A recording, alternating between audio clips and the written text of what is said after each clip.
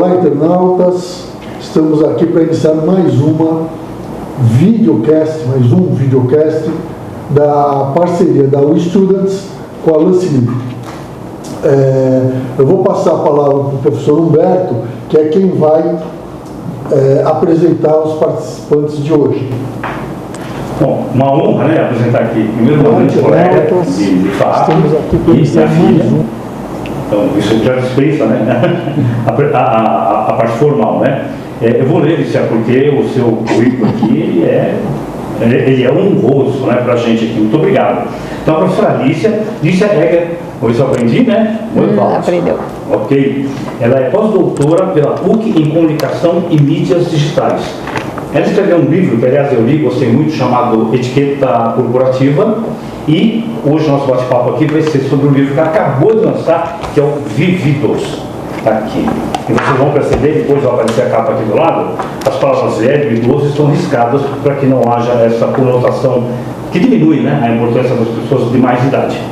E a minha filha, que é formada em comunicação pela FAP, foi inclusive, né, coincidentemente, foi aluna da professora Lícia.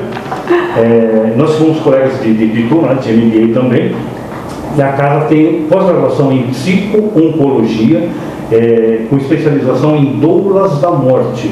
Doulas da morte, acompanhamento que se faz a uma pessoa que esteja no momento de transição, a pessoa que está no momento final da vida.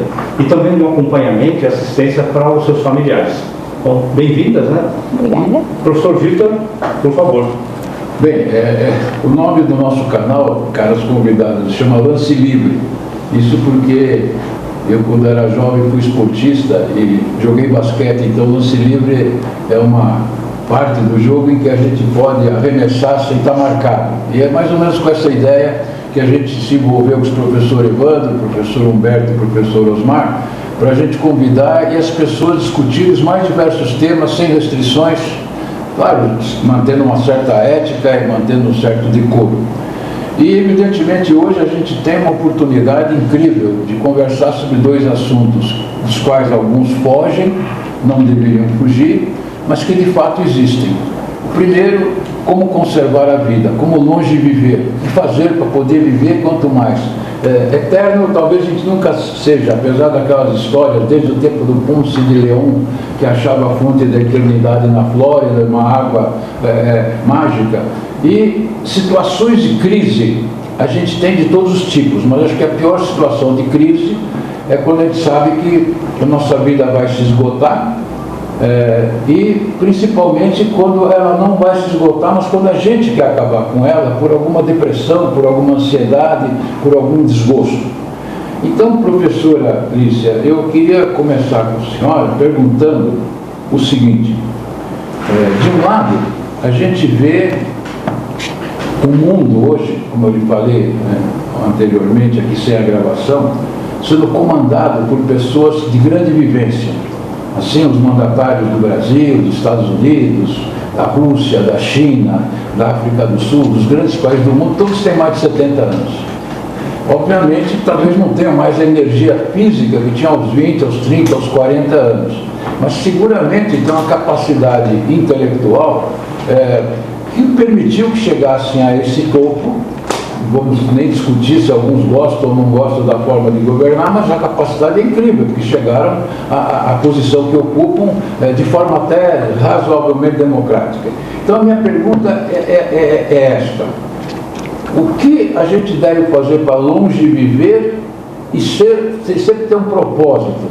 Digamos, anteontem, o Papa foi fazer uma visita de comunhão, uma visita de convencimento, de engajamento, num país que é, vamos dizer, quase totalmente muçulmano, para divulgar o catolicismo e o seu propósito, com 87 anos e já de cadeira de roda, porque realmente não consegue andar. O que significa realmente evoluir na vida e chegar ativo com qualquer idade? Bom, primeiro, professor Vitor, queria agradecer. O senhor, né, sempre foi uma inspiração e é ainda mais porque está aqui empreendendo e num negócio que é esperado encontrar jovens.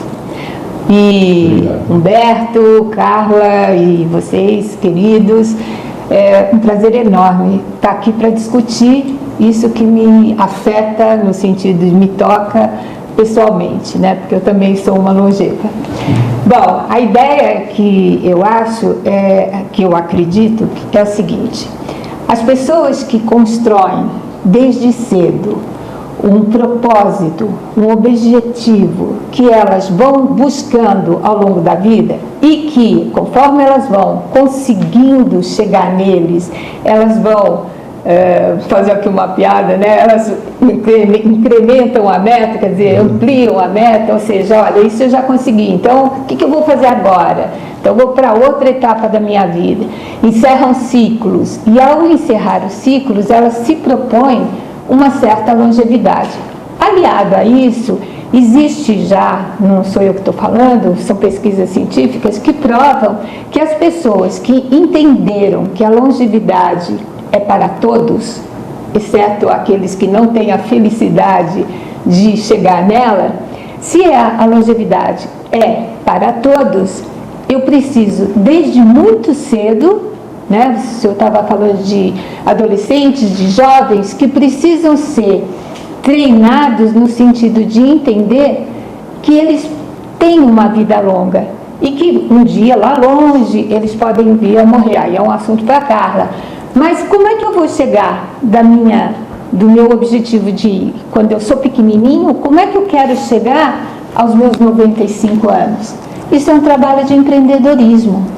Por quê? Eu vou ter que colocar muita garra, muita disposição e muita capacidade intelectual para fazer esse percurso de uma forma que me faça ser feliz, me faça, de fato, angariar frutos no sentido intelectual, no sentido emocional, no sentido físico, para poder chegar aos 95 anos bem. Eu, antes de perguntar para a Carla, mas aproveitando o seu livro, e aproveitando também, já que eu sou um super longevo, super datado, que passei dos 80 anos, mas teve uma época que eu, todo ano, ia para a Flórida para passear com meus 3 filhos, mas principalmente naquela época, estou falando uns 40 anos atrás ou mais, porque nós queríamos comprar tênis estrangeiro, que nós não tínhamos aqui no Brasil. Então, fui muitas vezes para a Flórida, conheço, acho que a Flórida é melhor do que o estado de São Paulo. Quando digo Flórida, não é só Orlando, não é só Miami, é Tallahassee, é Jacksonville, mas muito bem. Então eu vi a construção do início desse empreendimento que chama-se The Village, que a senhora até citou, que é uma ideia assim, empreendedora importante. Para quem não sabe, dizem que hoje tem quase 250 mil pessoas e só aceitam nesse empreendimento pessoas com mais de 55 anos e que elas não têm filhos e, obviamente, provavelmente não tenham nem crianças pequenas, né? Certo? Eu pergunto, eu olhei sobre 3 pontos de vista. Deve ser divertido, porque muito relacionamento, muita música. Deve ser triste, porque não conviver com a felicidade de uma criança, de um filho, que a senhora também destaca as dificuldades e as vantagens de viver com um filho. E o terceiro, talvez aí como a senhora disse, aí sobre o empreendedorismo, vão ter bastante tempo para praticar todas as atividades que prolongam a vida. E para completar uma pergunta complicada, eu gostei muito quando saíram vídeos no YouTube, que eu sou um grande consumidor do YouTube, sobre as zonas azuis do mundo. As chamadas zonas azuis do mundo são os lugares que têm mais centenários. E as zonas azuis do mundo estão em lugares muito estranhos. Estão no Japão, em Okinawa, estão na Sardenha, na Itália, estão nos Estados Unidos, num lugar chamado Loma Linda, onde ficam as adventistas. Eu falei, mas o que tem em comum essas pessoas para viverem? 3 coisas. Atividade física, alimentação, que é chocante, porque o que come num lugar não come no outro. Os italianos comem massa, enquanto que os outros são veganos, tipo adventista, não pode fumar, não pode beber. E a terceira, amizade. Então, junta as 2 coisas. Quem vai viver no Village provavelmente vai desenvolver novas amizades, mesmo que elas não sejam tão próximas como a dos filhos. Mas eu pergunto, a senhora acha que esse tipo de comunidade vai progredir, em que nós vamos os filhos se afastaram de nós, os netos também, então nós vamos procurar novas amizades, novos contatos e vamos ter bastante tempo para cuidar da saúde. Bom, resumindo, espero que sim. Mas a ideia do The Village é um espaço onde o preconceito, né, que acompanha os longevos, e nós podemos dizer que não, que isso não é verdade, mas quem vive, né, esse tempo da vida sabe que de fato existe. Às vezes ele é disfarçado, ele é sutil, mas ele está aí, ele precisa ser encarado de frente, porque nós vivemos, quando você pensa no que é a longevidade, por que ela é mal vista, vamos voltar na história do catolicismo, onde nós temos a vida eterna e onde a preservação da vida é um contexto que é esperado, porque se não der certo nessa, você tem a sua próxima lá. Ou seja, a juventude, ela faz parte desse contexto na medida em que você tem a possibilidade de renascer. Né? Então, muito complicado. Como é que você ensina um jovem, ainda mais nos dias de hoje, que é absolutamente imagem, né? Que olha, a estética da juventude não precisa e não deve prevalecer na estética da longevidade. São coisas diferentes. Uma pessoa jovem, o que ela tem? Ela tem, de fato, o vigor físico, o vigor, sei lá o quê. E o longevo, o que ele tem? Ele tem tudo aquilo que ele se permitiu conseguir e aprender ao longo da vida. Ou seja, ele é uma pessoa diferenciada. Agora, o The Village, qual é o propósito dele? Hoje nós vivemos uma crise de solidão no mundo inteiro. 2 perfis estão incluídos, os jovens e os longevos. Isto é como é que chama? O que a Covid é? Uma pandemia. Uma pandemia de solidão. Significa o seguinte, que o The Village cumpre um papel maravilhoso, porque ele dá para as pessoas a possibilidade não de voltar a ser jovem, não, de viver adequadamente esse tempo de vida, com o lazer adequado, sem nenhum tipo de crítica, com amigos, porque a rede que estrutura a longevidade são os amigos, não é a família, de modo geral, não sei qual é a de vocês, né, se a família é muito próxima, mas não é o que normalmente acontece. Os idosos, vou usar pela primeira vez aqui, porque são longevos, né, os vividos, eles são de alguma forma abandonados pelos filhos. E o The Village traz isso. Então eu acho que sim, estão pipocando outros empreendimentos como esse, que eu acho que vão ter sucesso sim. Bom, Para encaixar uma pergunta aí, você comentou a respeito de empreender isso desde sempre, né? Esse empreender desde sempre seria muito precoce começar a tocar assuntos com jovens, adolescentes sobre esse tema, ou não? Ao contrário, existe eu agora não estou lembrando se é na Noruega, na Dinamarca, já existem projetos de acompanhar as crianças, de ensinar para as crianças, desde que elas nascem, pais e crianças, que eles vão ter uma vida longa, provavelmente, se tudo der certo, e que eles precisam estar preparados para esse envelhecimento. Então, que não é que você fica velho do dia para a noite, longevo, né, do dia para a noite. Não, isso é uma construção. E imagina só que loucura. O pico de envelhecimento acontece aos 35 anos. Dos 35 aos 45 anos é o tempo de vida que você mais envelhece. E ninguém aos 35 e 40 anos acha que um dia vai ter 70, 80, 90. Ou seja, é muito sério e muito, sim, importante que as crianças recebam esse treinamento. Como ele precisa ser não descarado, mas, por exemplo, olhar para os seus avós, olhar para os seus tios, para as pessoas com quem ele se percebe rodeado de longevos, no sentido que ele vai cruzar com algum longevo, que essas pessoas merecem respeito, merecem consideração e que elas podem ser idosas, velhas, a aparência não é a da estética da juventude.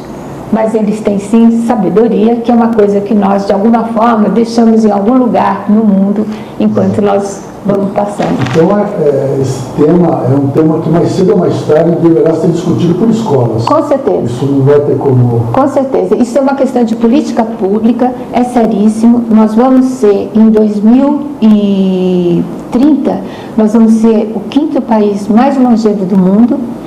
Em 2050, nós vamos ser 68 milhões de longevos. Isso afeta toda a rede de estrutura. Afeta o mercado prateado, afeta, claro, as escolas, na medida em que, como o professor sempre trouxe aqui, né, que eles vão ter que ser ensinados por pessoas mais velhas. Por quê? Porque não vai ter jovem. Ou seja, o contexto da longevidade, ele tem que crescer, mas tem que crescer num ambiente saudável. Aproveitando a sua preocupação, eu queria perguntar para a Carla, que escolheu uma profissão bem complicada. Então, o seu pai, Carla, tem umas palestras que ele fala sobre empatia.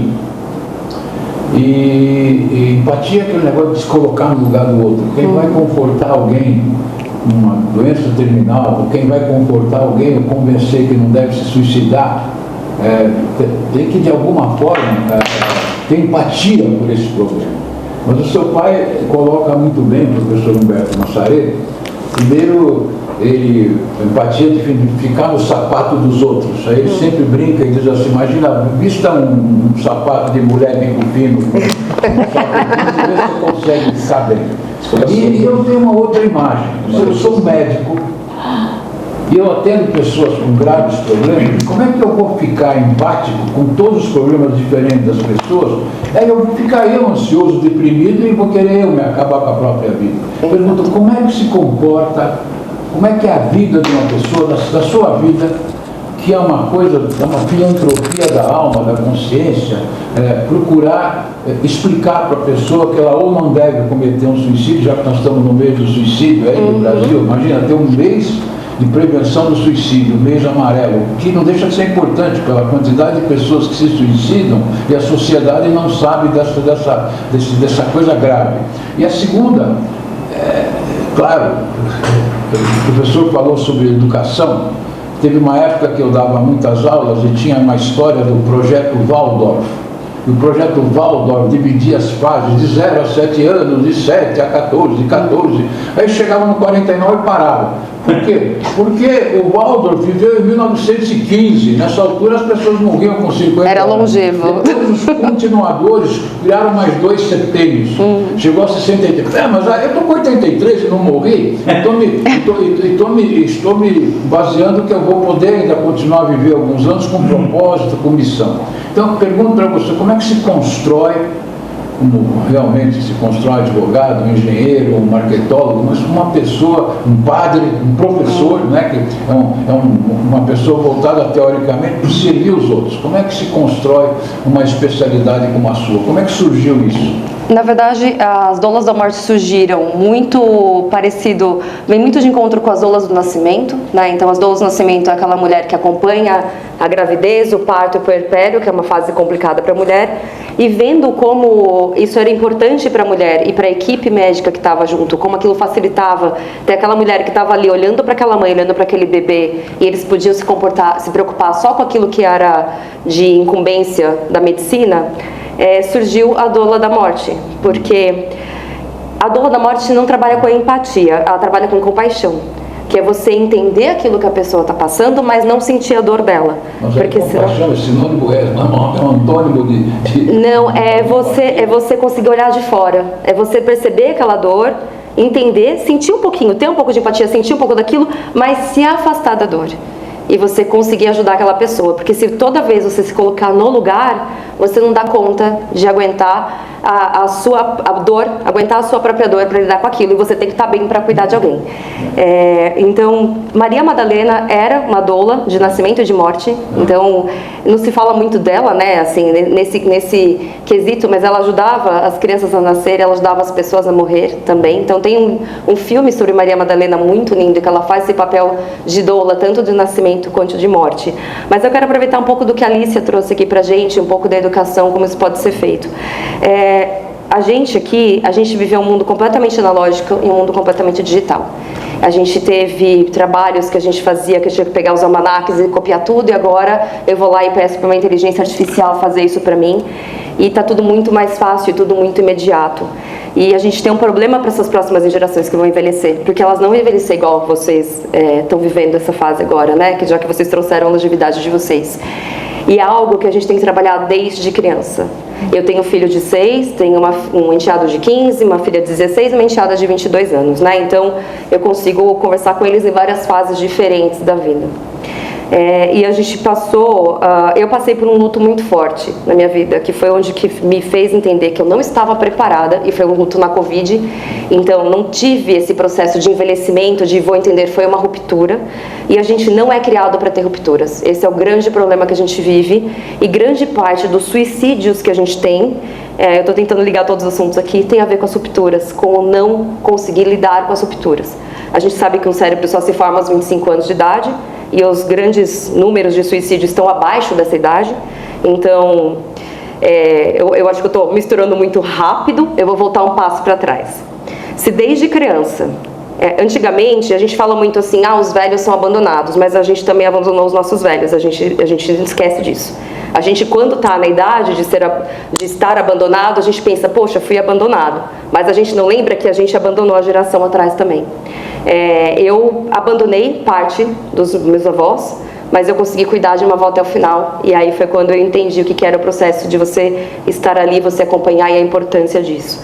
Mas se a gente não vai desde o comecinho, ensinando a importância de você viver bem, porque quando a gente chega lá no final, o final é o começo.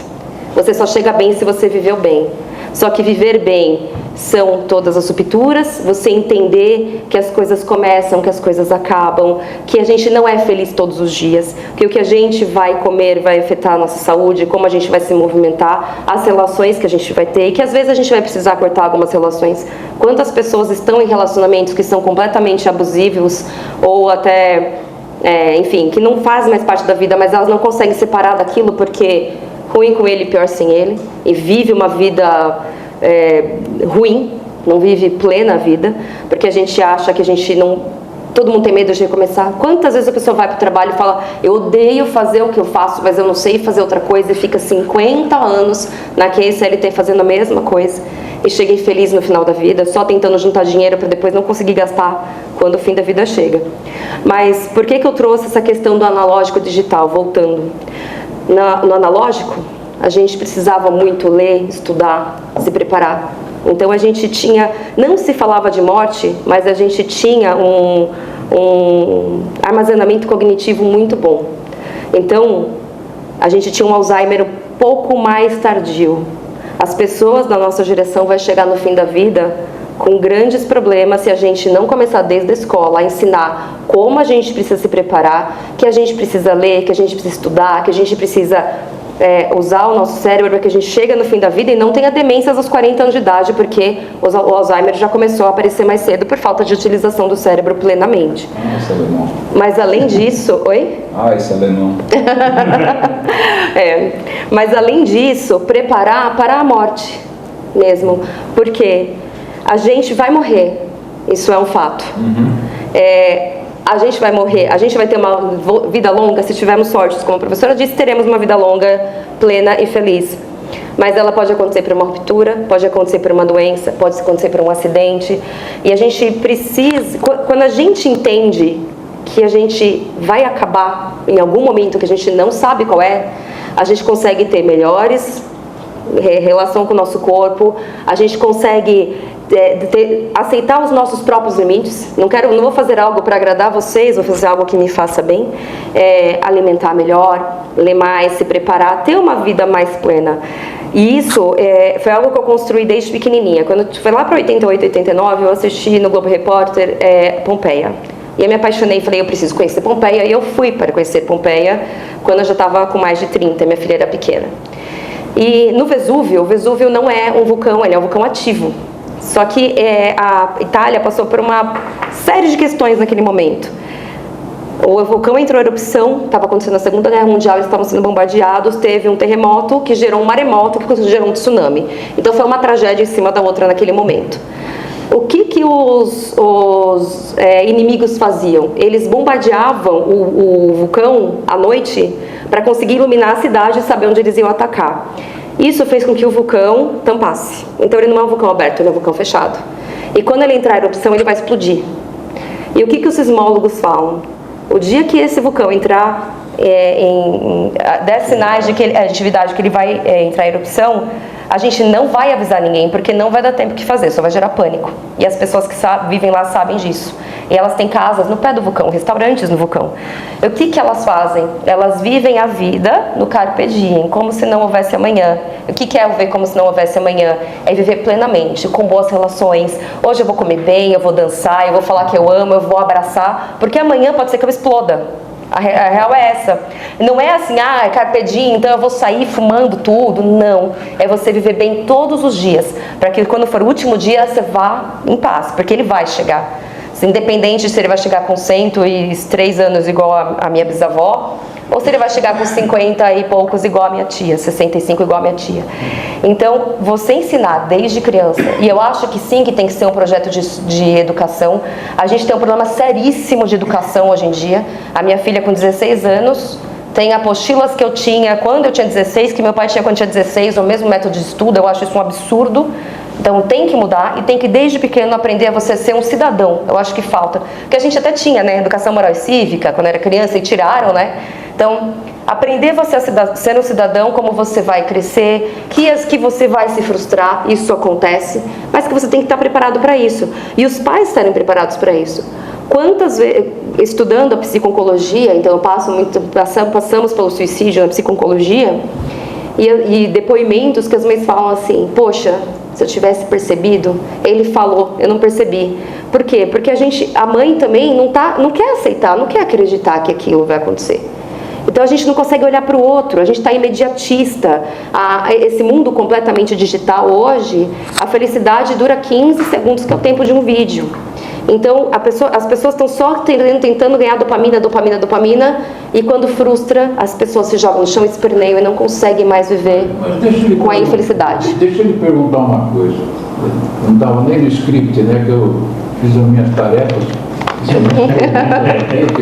Mas é o seguinte, cara, vou pegar 3 situações. Por que existe homem-bomba e mulher-bomba? Ou então os kamikazes japoneses, primeiro. Em segundo lugar, por que as pessoas não aceitam os conselhos dos mais longevos, como a professora diz, os mais vividos, e param de tomar muito álcool, muita droga, porque isso leva, nós quando olhamos os acidentes por morte, a maior parte não é só deficiência na estrada, é deficiência cerebral da pessoa. E a terceira, dentro dessa linha,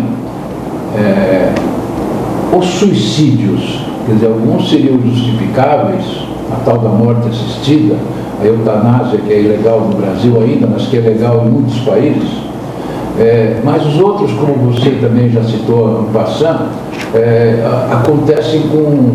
Eu até tenho gente próxima que disse que a Covid, os 2 anos, fizeram muito, mas muito mal para os jovens principalmente, que perderam o contato, o relacionamento, aquela energia, e muitos casos de suicídio até aconteceram no Brasil por causa disso. Então, são 3 situações completamente diferentes, quer dizer, eu vejo lá os homens bomba, as mulheres bomba, vão para o céu, vão para não sei aonde, vão ter não sei quantas virgens. Como é que a pessoa acaba acreditando nisso e explodindo? Outros, os kamikazes também iam lá, vamos ser patrióticos, vamos matar, eu vou morrer, mas vai melhorar.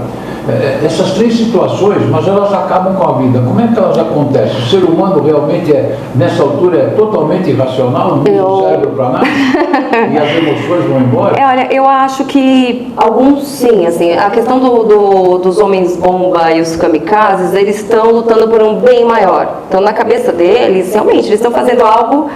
eu estou destruindo o inimigo, eu vou morrer... É a mesma coisa que a pessoa que é obrigada a ir à guerra é um kamikaze direto, né? Por exemplo, hoje, vocês não devem estar acompanhando, mas como eu tenho origem ucraniana, Tá. A guerra da Rússia e da Ucrânia, que aqui não divulgam nada, se já matou quase 700 mil russos, quase metade disso ucraniano. Não, e teve ontem, né? E aí, ao Também, mesmo discussão. tempo, a gente vê o Putin viajando e beijando criancinha, como se ele fosse um sentimental, e aquele monte de pessoas morreram quase como, aliás, os ucranianos chamam de, está mandando carne para abate. Morrem quase 1.000 soldados russos por dia nessa guerra que está acontecendo. É um negócio absurdo. Mas o Putin manda, né, o pessoal matar e se matar, mas ele não vai, né? Ele não vai. Assim, por quê? Porque ele fez toda uma lavagem lá na Rússia, acredito muito que é uma questão de lei, né? Se a pessoa protesta, ela é presa, a pessoa é obrigada a fazer coisas que elas não querem. Mas eu acho que no geral, nas guerras e no fundamentalismo religioso, tem muito a ver mesmo com lavagem cerebral, fanatismo, as pessoas entram naquele ciclo e elas são tiradas de qualquer outro convívio social. É meio compulsório. Eu acho que é também, porque acontece um pouco, as pessoas quando elas, na questão dos homens bombas, né, que é o fundamentalismo religioso, essas pessoas são tiradas de qualquer de outro convívio, elas só vivem aquilo, elas são trabalhadas para que elas acreditem que aquilo vai fazer um grande benefício para a humanidade, e Deus está esperando que eu faça isso. Eu acredito que em relação ao fundamentalismo religioso, né? E a gente vê até um pouquinho, em menor escala, em alguns cultos diversos aí pelo mundo. Desculpa, eu esqueci. Né? No caso, por exemplo, do Jim Jones, né? Ele provocou aquele suicídio coletivo. Sim, que ele e ele não morreu, né? Ele morreu, não lembro. Que encontraram. Não, que eram 150 pessoas lá na chácara dele ali, né? Todos eles morreram. Ele também morreu. Muitos acham que vão para um lugar melhor, né? Eu tenho uma pergunta para a Carla. Posso fazer? Por favor, não. Bom, não, entendendo que eu falo. Eu estudo, eu falo sobre a longevidade, entendendo que ela vai ser longa, que existe essa possibilidade, que as pessoas precisam se cuidar, que aí nós fomos juntas. Mas tem um momento que eu acho que ele é inerente ao desejo de todos nós, né? Que a gente vai uma hora, como dizia a minha avó, esquiatar, ou seja, nós vamos morrer. Qual é o papel da doula? A doula tem um papel. Mesmo quando a cena está acontecendo. Qual é essa primeira? Depois eu tenho a segunda. Você quer que eu faça a primeira? Porque senão eu me confundo, eu esqueço. Estou lá no finalzinho da minha vida, lá que foi legal, apostei em tudo para ser o top. E mas vai chegar, meu Deus, essa eu não enfrento sozinha. Quem chama a doula? É o pai ou a mãe? É a família ou é o doente? Não, tanto aí assim, a doula não é uma profissão regulamentada ainda. Doula o que significa? A mulher que serve. Esse é o significado de doula. Nos Estados Unidos, onde ainda não é regulamentado, mas é um pouquinho maior assim, o número de doulas da morte, quando uma pessoa recebe um diagnóstico de uma doença que é incompatível com a vida, a própria instituição médica já convida uma doula para conversar com a família e essa família entender se ela quer ou não esse acompanhamento. Se as pessoas tiverem conhecimento dessa mulher, né, porque pode ser mulher que serve, mas pode ser um homem também desse papel, pode ser chamado também. Existem instituições, as pessoas têm perfis, enfim, é tudo meio informal, mas existe. Qual é o papel da pessoa?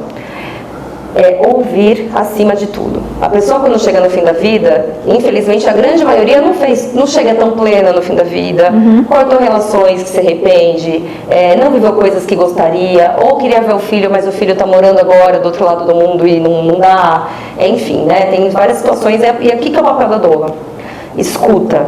Então ela entende quais são os desejos daquela pessoa. O que ela precisa para passar por essa ruptura final, né? Para voltar para a sua origem, porque a morte, assim, segundo a Bíblia, é a sua volta para a origem, né? É a volta para a sua centelha, volta para Deus, onde tudo começou. Mas aqui não estou falando de religião, não tem nada a ver com religião, tem a ver com os conceitos de começo e fim. Então a doula, ela escuta e ela faz esses rituais de fim.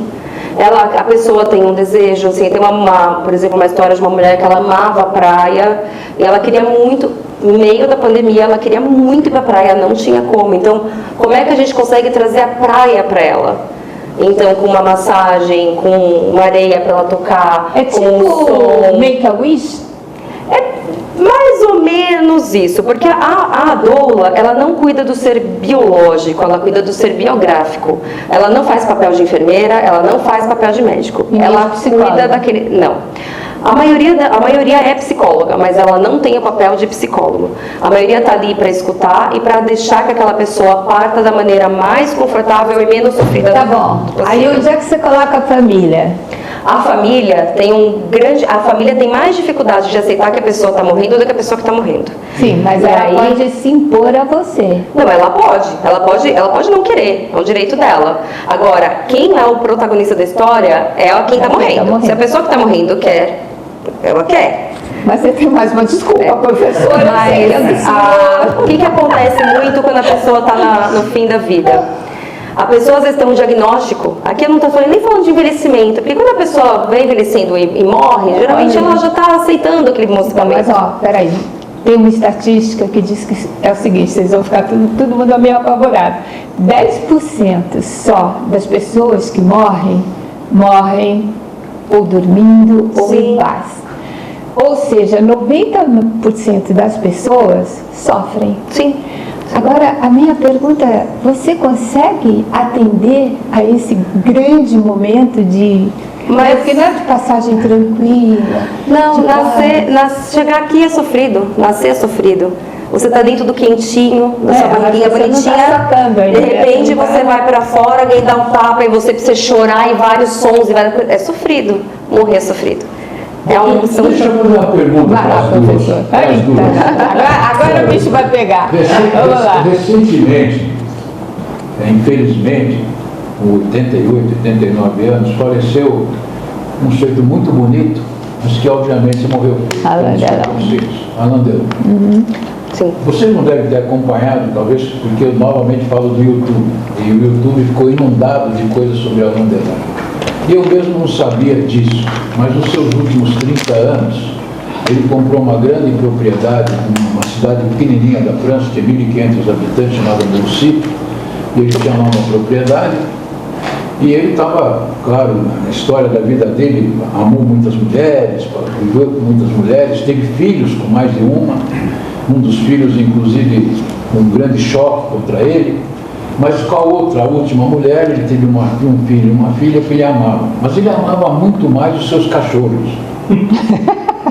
E ele pediu e conseguiu ser enterrado na propriedade do lado dos cachorros. E eu tenho mais ou menos o mesmo desejo, só que não pode fazer isso no Brasil, porque eu gosto muito de cachorro. Isso quer dizer que eu não gosto dos meus filhos, que eu não quero morrer no cemitério? Por que eu tenho essa sensação, onde eu enterrei meus 20 cachorros, ele enterrou 35, segundo os dados, né? E cachorro geralmente vive 10, 12 anos, então como eu gosto de cachorro há mais de 50, eu imagino quantas vezes eu chorei por causa dos cachorros. Eu pergunto para as duas, o que significa isso? Se bem que gostar de cachorro, já se fizeram tantos vamos dizer, máquinas robotizadas, até simulando cachorro, não deu certo. E hoje o negócio mais lucrativo do Brasil é o da Cobase, do Pets, né? Acho que tem mais de 60 milhões de cachorros mantidos e mais de 25 milhões de gatos, alguma coisa desse tipo, então tem consumidor garantido. Eu pergunto, realmente o cachorro, de uma certa forma, alguns até chamam de filho. A minha filha, meus cachorros não dormem na minha cama, mas eu vejo gente que dá banho, arruma, faz aniversário. O que significa isso? Eu acho, só para terminar, Carla, que quem devia ser o humanizador, a humanizadora eram os filhos, né? Porque eles é que devem acompanhar o final da vida dos pais, mas infelizmente alguns nem filhos não têm, então deve surgir uma estrutura do setor médico, do setor de atendimento social. O que vocês acham isso? Seria legal eu ficar enterrado dos meus cachorros? Por que ser proibido? Olha, eu só quero completar, eu quero ser enterrado junto com meus cachorros também. Eu acho Olha, a gente pode abrir um cemitério. O professor Evandro, eu sou um sujeito muito rico, em Ribeirão Já Preto, existe. que conseguiu ser enterrado na fazenda, que é proibido, e na época o governador de São Paulo existe uma autorização especial. Quer dizer, Sim, a possibilidade até existe. A minha mulher falou, já que você quer fazer isso, você se crema e nós jogamos uma cinza no todos os cachorros. Eu ia falar isso. A gente já conversou sobre isso, quer dizer, porque ninguém é totalmente imbecil saber que a corda pode escapar a qualquer hora, tá certo? Eu ia falar até em relação a isso. Talvez uma solução seja você fazer uma exumação dos seus cachorros, cremá-los e aí vocês ficam todos juntinhos. É uma solução. Aí vai uma questão também, por exemplo, espíritas não são cremados, né? Então não sei. Cremar é permitido. E enterrar num sítio que eu tenho lá 90 mil metros não faria mal para ninguém, nem só. É porque é solo sagrado, né? Nada pode ser feito num solo que teve cemitério, que tem cemitério. É solo sagrado. Mas eu acho que porque é sagrado, mas na verdade é uma poluição ambiental seríssima, né? Landelon também é informação. Então, mas ele olha, solicitou, o governo deu, ele foi enterrado. Então, mas olha, posso só responder o começo da pergunta? É a seguinte, olha. Nós estamos pautando a longevidade com alguns casos que são mídia, né, que são muito pontuais. Claro que existem dentro do número de pessoas que têm um cachorrinho, aqueles que são mais afetos a eles e que, portanto, têm esse desejo. Mas isso não dá conta de resolver toda essa questão, que é a ideia da liberdade, né? Você ter liberdade de poder escolher ficar com o seu cachorro para sempre ou não, na eternidade, né? Mas aí eu não sei o que você acha, porque claro que você vai ter os judeus, você vai ter os muçulmanos, você vai ter são coisas que dependem da cultura, dependem da religiosidade dessas pessoas. Então, é difícil. Afinal de contas, a gente enterrou os pais, enterrou a irmã. Por que ele não quer ficar enterrado onde estão os pais e a irmã e prefere os cachorros? Agora foi o pessoal, o professor Evandro, de mim. Né? Mas aí, quem me ensinou a gostar dos cachorros foi o meu pai. E eu passei isso para os meus filhos. Vivi em apartamento e tem cachorro. Eu vivo numa casa tem espaço para o cachorro, mas ter cachorro em apartamento é o fim do mundo. Mas não é o fim do mundo, todo mundo tem cachorro no apartamento. Mas você ama porque a gente não escolhe quem a gente vai amar. Nem, né, a gente não escolhe. Mesmo que o seu pai tenha te ensinado, desculpa. Não, eu queria colocar, né? Eu acho que essa pergunta ela vai muito além disso, porque quando você enterrar, eu desfecho. Tá? E já vem de toda. Eu que gosto de cachorro, o cachorro que gosta de mim, por que eu gosto mais de cachorro que de gente? Exato, você não falou, mas quer dizer, o questionamento que quer ser feito seria esse. Eu só queria voltar um pouquinho, uma pergunta que eu gostaria de fazer para as duas, né? Baseada numa fala da Carla. Essa questão do suicídio de criança e esse tipo de coisa, será que uma das coisas que se falta muito, tanto para a doula como no trabalho de longevidade, não seria lá no começo ensinar frustração e limites? Porque se eu venho com isso, dando a minha opinião, eu acho que uma das maiores carências do mundo atual não é nem a questão da migração do analógico para o digital, que é absurdamente influenciadora, mas a falta de limites e de aprender a lidar com frustração. Como que eu posso olhar pelos dois lados essa questão de precisamos retomar a educação com limites e frustração? Olha, eu faço muito esse trabalho, né, em casa mesmo, por conta de ter filhos, assim. Eu acho que a partir do momento que a gente começou a ter menos filhos, e começou a ter... Porque antigamente a mulher ficava em casa, tinha bastante filho, e ela dava atenção para esses filhos, né? Aí a grande revolução do feminismo, que graças a Deus chegou, as mulheres foram trabalhar, elas começaram a ter menos tempo dentro das suas casas, e elas começaram a premiar os seus filhos para qualquer coisa. Então, eu vou dar um exemplo da minha filha, por exemplo. A minha filha foi a primeira da geração. E eu ficava, você é a menina mais linda do mundo, você é a menina mais linda do mundo, veio mais uma priminha, nasceu uma segunda prima. Quando nasceu a segunda prima, ela falou assim, ela é mais bonita do que eu? Eu falei, pra mim é.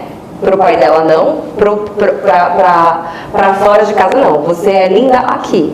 Então eu comecei a ensinar pra ela desde muito pequenininha, ensino pro meu filho também, que uma coisa é dentro de casa, uma coisa é na rua. Hoje a gente tem uma geração de pessoas que seu chefe chega e fala assim, olha, você fez dessa maneira, mas talvez de outra forma, ou você não aqui, já vai embora com outro emprego. As pessoas ficam 3 meses no emprego, não se frustram mais. E a gente precisa ensinar essas pessoas a se frustrarem. Porque a gente está criando pessoas que não conseguem ser infelizes, que acabam com tudo, que aí sim, por que a gente não consegue falar para a pessoa parar de beber? Felicidade instantânea. Tirar cocaína, assim, na hora já uma alegria instantânea. E aí a pessoa vai querer sempre mais, ela precisa daquilo, ela precisa daquela sensação o tempo inteiro. E a vida não é uma sensação de plenitude o tempo inteiro, muito ao contrário. Ela geralmente é bem normalzinha, e aí você fica muito feliz, você fica muito triste. E se você não tiver esses momentos, a alegria, ela também não dá para você ser feliz o tempo inteiro, não dá para você ser triste o tempo inteiro, mas a gente tem que ensinar os jovens a se frustrarem, a lidar com perdas, assim, desde muito pequenininha. Por isso que eu acho que, assim, terapia tem que começar desde criança, já que a gente não está conseguindo fazer papel em casa. Então eu acho que as escolas precisam ter suportes também. Para reconhecer quando as crianças precisam e sinalizar os pais, porque os pais não estão conseguindo olhar para isso hoje. Não é o papel da escola só, claro que não, mas como elas passam a maior parte do tempo com as crianças, acho que elas conseguem, se tiver um psicólogo ali, consegue, olha, aqui tem alguma coisa que não está estranho. As pessoas estão sempre procurando diagnósticos agora, então, meu filho, não, isso aqui está sendo diagnóstico. É moda agora. É moda. E às vezes, e sabe o que às vezes é? Às vezes é. Mas sabe o que às vezes falta? A criança pôr na natureza, cara. Essa criança precisa correr no meio do mato. Lá no celular vai pegar um carrapato. Isso é muito importante. A ansiedade e tal, agora essa geração que já está chegando no 25, 30 anos, ela tem uma doença nova aí que é a ansiedade do trabalho, burnout. Quer dizer, deve existir esses mínimos, hoje existem níveis muitos. Altos, né? E as pessoas, isso gera uma segurança de trabalho, né? Com o atestado de burnout, você por um ano não pode ser demitido. Então as pessoas também se aproveitam um pouco disso. Não sei se vocês gostam, vocês duas, professor Alice, você também, Carlos, mas eu notei uma das grandes vantagens de ser idoso, ou então longevo, ou datado, ou perene, ou inoxidável. A gente tem agenda livre. Eu acabei de receber de um amigo que foi diretor, vice-reitor do Mackenzie, falei, Marcelo, você não quer ser entrevistado? Ele falou, eu posso de segunda a sexta, das 8 às 15. Olha que delícia! Meu sonho! É o contrário, desde que a gente tenha planejado uma vida que você possa sobreviver sem a necessidade de apenas depender da aposentadoria paga pelo governo. Que hoje só chega quando você tiver 150 anos. Uma das coisas que eu me viciei, graças à tecnologia, foi assistir filmes e vídeos desses do streaming. E especificamente, me viciei, já devo ter visto umas coisas, detestava a novela e detestava a época que a minha mulher estava vendo novela da Globo. Mas eu diria que nesses últimos 2 anos e meio eu vi umas 30 séries dos chamados doramas coreanos. São tem ótimos. também dorama japonês, tem dorama até chinês. E o que a gente percebe nos doramas coreanos, que seria uma cultura que se o brasileiro parece que muita gente vê, é que nós não temos aqui. Primeiro, a reverência entre as pessoas, e principalmente do superior e do longevo, do pai e tal. Vai casar, mas o teu pai vai permitir, como se fosse na época da monarquia, a tua mãe vai permitir. Segundo, a gente vê que na Coreia, especificamente nesses filmes, nesses vídeos, a mulher passou dos 35 anos e não casou, está encalhada, está velha, acabou. Quer dizer, é uma discriminação. Né?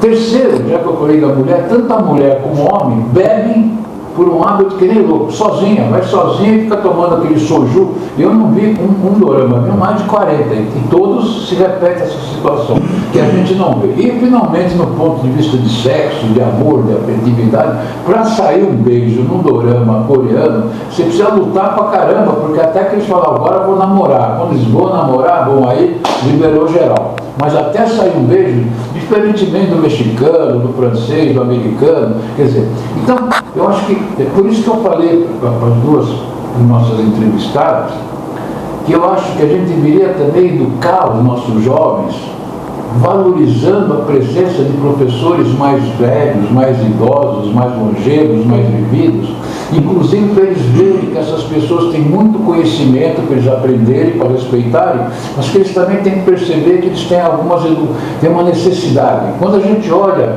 as escolas que não têm corrimão, não sei, quando vocês olham os palácios, o Palácio nenhum tem corrimão, porque foi construído pensando que você tinha 30, 40, 50 anos, né?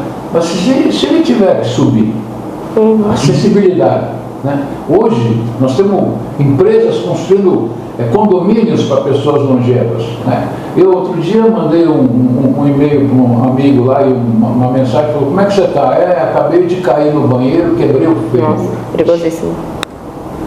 Você não tem apoio. Então, nós estamos convivendo numa época que as pessoas estão esquecendo. De um lado, a professora está totalmente certa, nosso bônus demográfico está indo para o brejo, e graças a Deus as pessoas com remédios, com outros cuidados estão vivendo mais, mas elas estão sendo mal cuidadas. Muito mal. Então, eu pergunto, se a gente tivesse, por exemplo, professores, que você até disse que isso não pode ser, aqueles que se aposentaram, eu lembro que quando eu ia muitas vezes para os Estados Unidos antigamente, de sábado e domingo as pessoas que atendiam na loja eram aposentados, que faziam um biquinho, quer dizer, o jovem não queria trabalhar de sábado e domingo, toda vez que ia numa loja de sábado e domingo era aposentado, isso aí é um bom papo, agora não estou viajando há muito tempo. Pergunto, a pessoa hoje tem capacidade de explicar como professor, como psicólogo e tantas outras profissões, até como chefe de cozinha, porque tem uma série de facilidades. Só que parece que o jovem quer tomar o lugar desta pessoa e essa pessoa fica aí, vamos dizer, marginalizada, com um potencial tremendo para dar para a sociedade. O que a gente devia fazer? Eu acho que devia abrir leis, como existem tantas leis, né? Leis horríveis e leis boas, né? Por que não pode recontratar a pessoa que se aposentou do próprio serviço público? Por quê? Bom, primeiro só, depois você completa. Eu acho que tem duas coisas importantes aí, que é a seguinte. Hoje tem as chamadas organizações sociais, que até as empresas públicas pegam o serviço particular para ir melhor na gestão. Então, mas tem dois problemas que tocam isso. Primeiro é um problema cultural. Nós vivemos um mundo, nós, Brasil, né, vivemos um país, vamos colocar assim, onde sempre se desprestigiou a idade. Quanto mais longeva a pessoa, menos prestígio. Aonde esse prestígio... Então, mas aonde foi preservado? Nós só temos na Constituição de 88. Mas tem um problema. O presidente tem que ter no mínimo 35 anos. Por que não 30, por que não 40? Porque achavam que com essa idade ele já tem certos conhecimentos. Então, o vice-governador já é 30, e governador é 30. Mas você está querendo... governador zero? Pode ser 18, 19. Não, o senhor está querendo mudar, o que é muito plausível, é tudo bom. Só tem um problema, você não muda a cultura de um país. Você citou os doramas são culturais, e é verdade, no Japão também, as pessoas não se beijam num relacionamento antes de 3 meses. Por quê? Porque é previsto que antes disso precisa rolar muita coisa, precisa se conhecer, precisa trocar ideia, precisa, enfim. Nós estamos falando de uma cultura de velocidade, de uma cultura.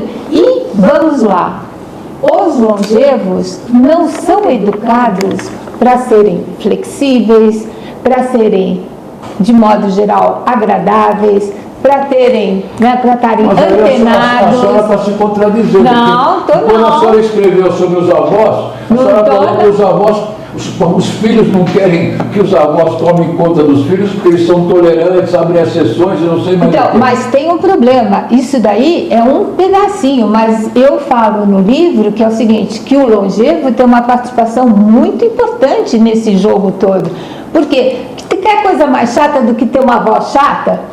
Quer coisa mais, assim, horrível? Mas Você- pessoas chatas nascem e morrem, Mas então quando- são Mas chatas você, de criança. não, você Mas- pode mas aprender nesses a não ser chato. Mas nesses Você países- pode. mas nesses países asiáticos onde tem escola integral, mas quem não pode colocar na escola integral, quem acaba cuidando dos filhos são os avós. Mas eles estão Porque eles vão integrados trabalhar, nesse eles vão trabalhar. sistema. Hoje eu diria que um dos nossos estudos mostrou muito claro, professor, que hoje ela colocou que para alimento tem que trabalhar fora.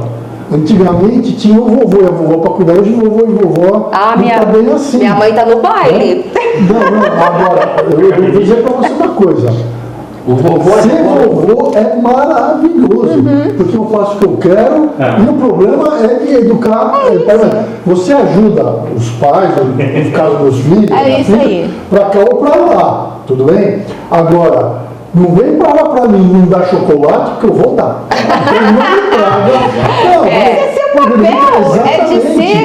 É Mas aliviar, aliviar, porque o pai e a mãe vão dar muita pressão, limite, frustração. O vovô e a vovó acabam aliviando essa carga. E mais uma Contraponto. coisa, com esse Mas- abraço, com esse, né, com essa coisa de acolher, você ganha no futuro, esta criança no futuro, ela ganha alguém que ela vai poder contar as coisas que ela não contaria para os pais. Exato. Agora, um dos grandes problemas, e está acrescento na lista de problemas, é que não está tendo mais avós disponíveis para isso. Porque, assim, eu posso ver pra minha mãe. Minha mãe vai fazer 70 anos esse ano. Você olha pra minha mãe e você fala, é que nem a minha avó com 70 anos? Quando eu nasci, minha bisavó tinha uns 65. Isso. Você vê foto da minha bisavó, ela é aquela senhorinha de cabelo enrolado branco. A minha mãe com 70 tá tatuando a sobrancelha e indo pro baile. É outro estilo de vida. Mas eu acho que o que pega na questão do trabalho, Vitor, é o preço. Porque a mão de obra do jovem, eu não acho que o jovem está querendo tomar o lugar do mais velho. É o empreendedor que não quer pagar a mão de obra mais cara. Porque eu não custo mesmo que uma pessoa de 20 anos custa e meu pai. Não dá pra gente ter o mesmo salário. E a questão, a real é que as empresas estão buscando economia.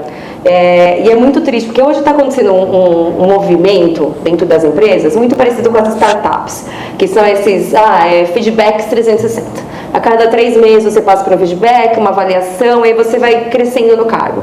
Então você tem crianças aí, molecada de 23 anos de idade, em cargos de liderança, e eles não sabem nem limpar a bunda sozinho ainda.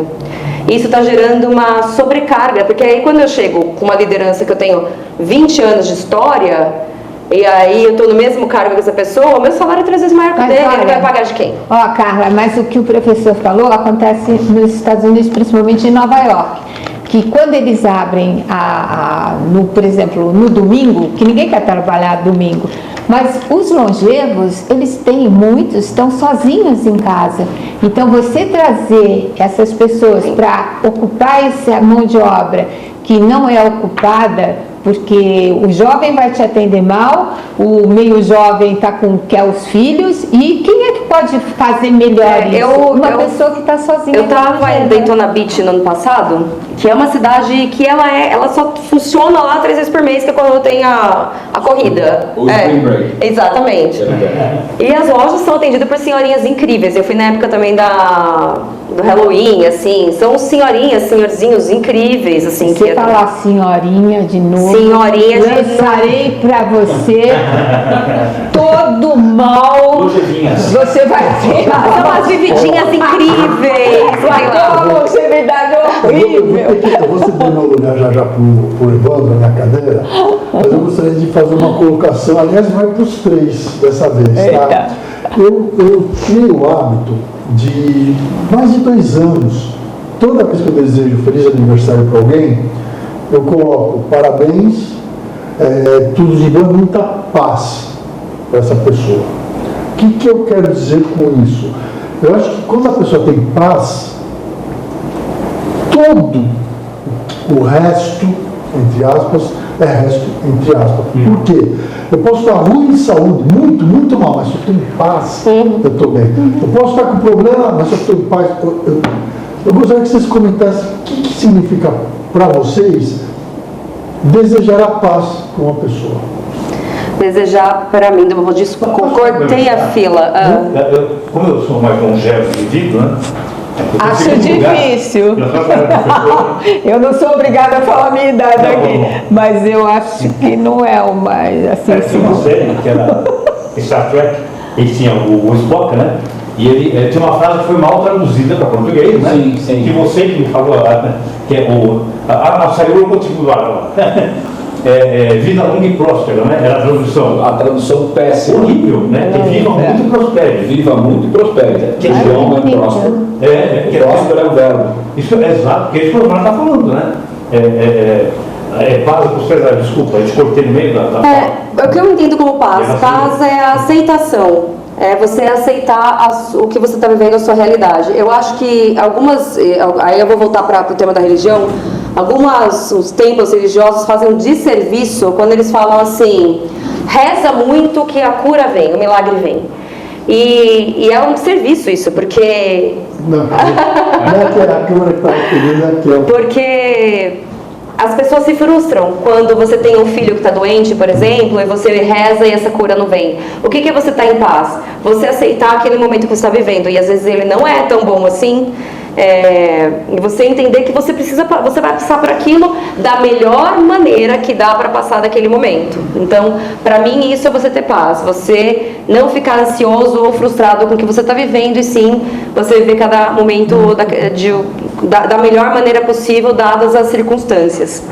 Dentro disso, respondendo, eu acho que, por exemplo, alguém desejar paz só é compreendido por quem tem maturidade.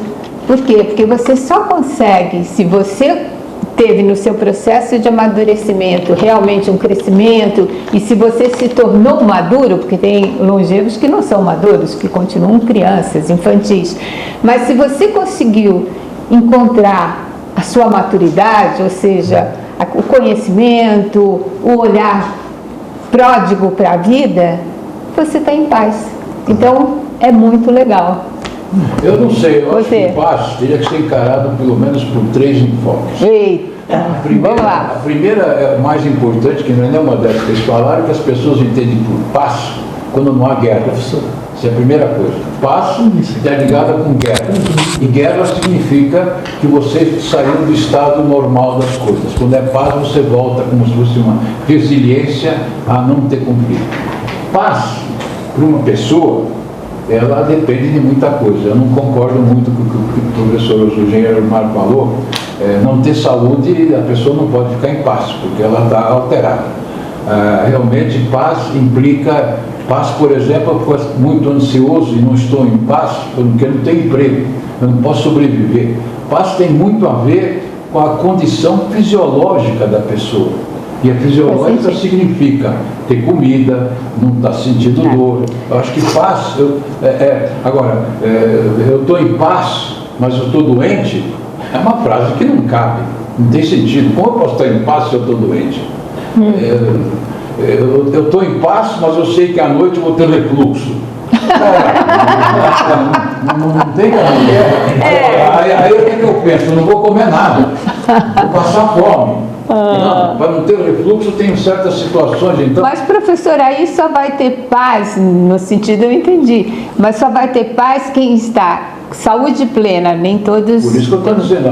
Dinheiro pleno, né? Porque não ter dinheiro fica ruim, não ter. Então é uma condição. Nunca ninguém está em paz. Não. Deixa eu completar. Nunca está em paz o tempo todo. Porque a gente vive mudando nosso aspecto. A senhora mesmo colocou aqueles preconceitos, fica mais feio, fica mais moroso. Então isso gera uma série de inquietações.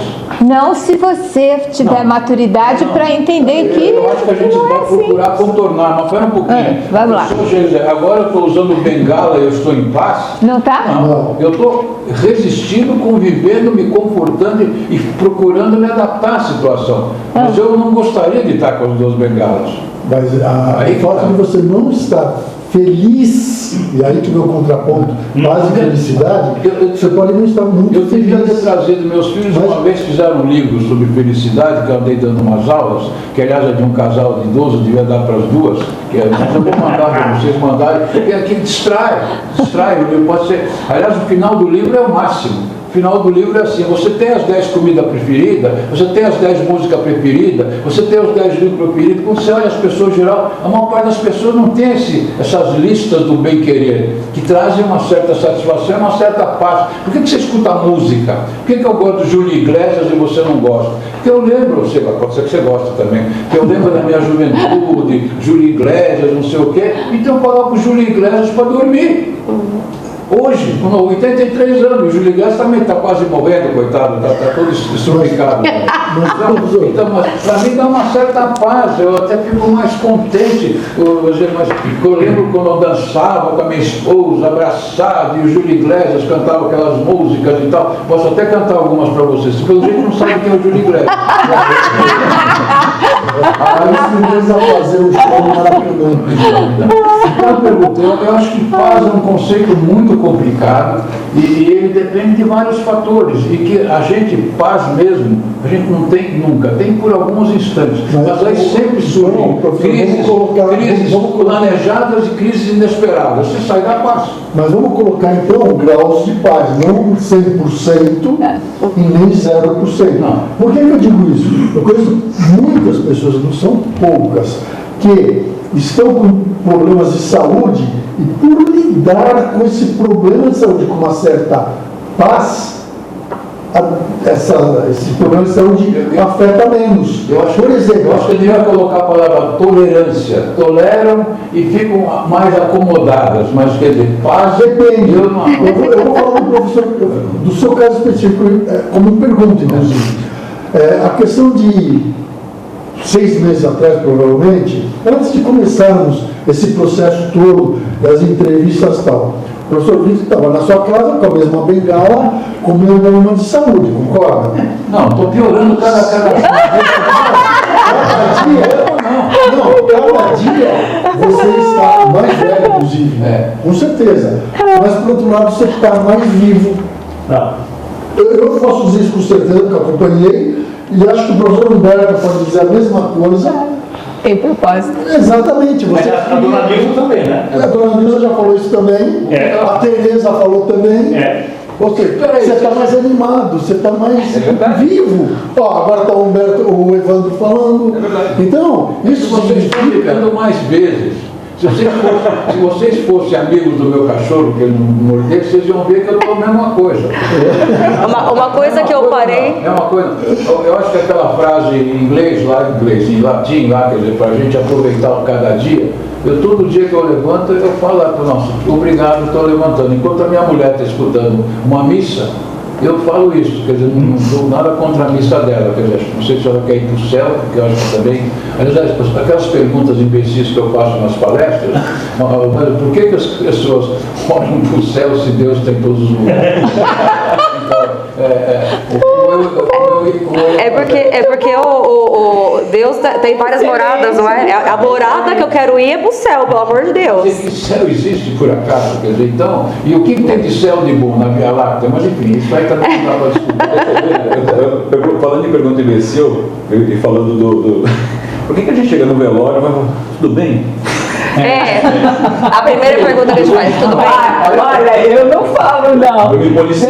O que eu parei de falar no... Essa é meio punk, essa O que eu parei de falar em aniversário parabéns por mais um ano de vida. Não, é menos, né? Agora o ano. Eu parei. Só aprendi. A mesma coisa no hospital, como é que você está? Pô, você está no hospital, cara? É a mesma coisa para o cego. Olha teu degrau. Você não está acostumado a olhar. Eu vinha um cego me visitar muito, um professor que era lá na FAA, e você não está acostumado a lidar com o cego. Você fica dando recomendação para ele que ele não vê. Você fala, mas como é que eu falei uma coisa? Mas, o Carlos Osmar, eu acho que é muito importante ter paz, mas eu acho que a paz só vem quando a gente consegue equilibrar os elementos que a destroem, tá certo? Infelizmente, a mudança é biológica, está bonito que a gente está conseguindo chegar aos 80 e tantos anos, né? Aliás, eu até queria perguntar para vocês duas, mas primeiro para o professor, quais são as pessoas vividas, ou vívidos, né? Que inspiram, que me inspiram? Você inspira, eu gostaria de continuar, olha que legal que ele está fazendo. Você até disse aí no livro, o Paul McCartney que vem cantar aí, mas ele não é tão vivido ainda em relação a mim, que tem 81 anos. Ah, Fernanda Montenegro. O Paul McCartney tem a sua idade. Tem, 83 o Paul McCartney. Não, 81, bom, tudo bem, você tem 83. Mas eu acho que é um pouco muito. Mas enfim, quais são as pessoas que te inspiram, né? Até há pouco tempo, uma pessoa que me inspirava era o Fernando Henrique, conquistador e tal, mas de repente, eu não sei o que ele tem, eu também não sei, ele está com alguma doença estranha, porque ele desapareceu do mapa, mas era um presidente assim, elegante, tipo Clinton. Outro dia eu estava vendo, só para fechar minha parte aqui, a convenção dos democratas, e apareceu lá o Obama, apareceu o Clinton, apareceu a mulher do Clinton, né? Que uma vez tive até a oportunidade de sentar do lado deles, né? Porque eles vieram para a PAP uma vez, não sei se você lembra disso, né? Ah, eu lembro. Principalmente o Clinton, a mulher não veio. Então, ele era um elegante, um bonitão, se envolveu em vários casos que